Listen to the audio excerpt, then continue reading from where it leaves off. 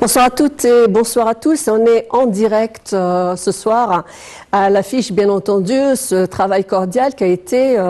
fait par la République arabe d'Égypte et bien sûr avec le président Fattah al-Sisi, qui est toujours le porte-parole de cette Afrique qui va solutionner ces crises et aussi qui la met devant la scène internationale pour la résolution de ces problèmes. Aujourd'hui, le président Fattah al-Sisi vient d'inaugurer cette grande manifestation qui est la 29e session assemblée annuelle de la Banque africaine d'import-export, l'Afreximbank,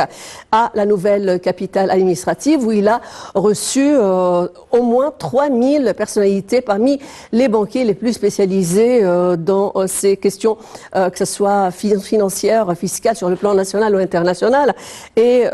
donc qui ont tous participé à cette table ronde. L'Afrique face au chaos extérieur et face à ses problèmes intérieurs, voici, c'était le thème de cette manifestation. Les points forts de l'allocution du président Fattah al-Sisi dans quelques instants, juste avec AHL dans ce commentaire.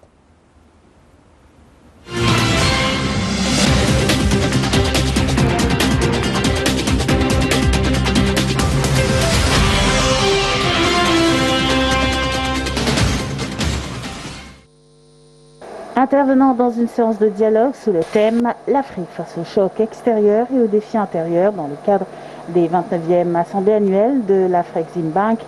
le président Fattah al-Sisi a appelé au changement du visage du continent africain et à la réalisation des ambitions de ses peuples via une infrastructure de routes, d'électricité et de divers projets, jugeant important que les pays africains mettent au point des mécanismes et des étapes tangibles pour réaliser le rêve du continent de développer sa réalité. Le président al-Sisi a demandé si les banques des superpuissances sont prêtes à accorder des prêts à l'Afrique pour développer son infrastructure en vue d'atteindre le développement.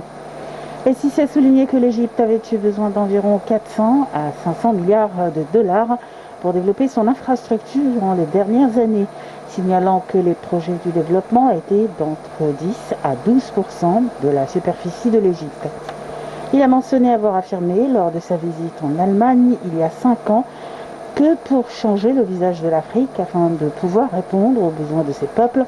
il faut créer une infrastructure d'électricité, de routes, de voies ferrées, de ports et d'aéroports.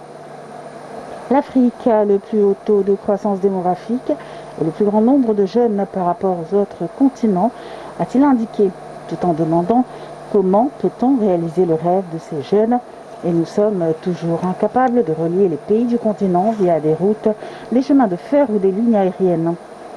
Chaque pays a besoin de plus de 150 milliards de livres égyptiennes, soit environ 30 milliards de dollars, pour transformer 1 million de feux-dents à une terre cultivable, a noté le président.